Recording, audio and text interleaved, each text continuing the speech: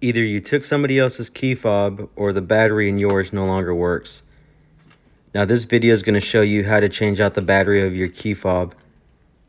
So the first thing you do is you push the silver button on the back of the key fob, and this will allow you to unlatch and remove the emergency key from the key fob.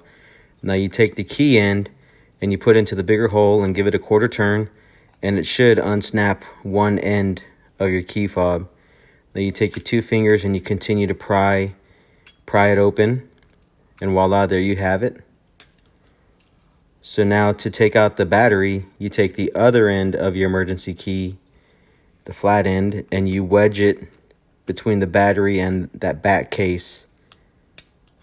And there you have it. Now it's removed, and you need to replace a CR2032 battery.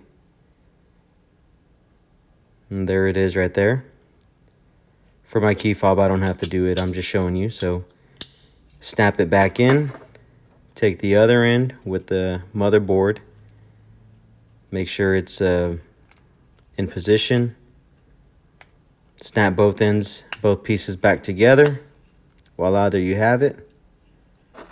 You take your emergency key, put it back into the slot, and there you have it. Hope this video helps. Thanks for watching.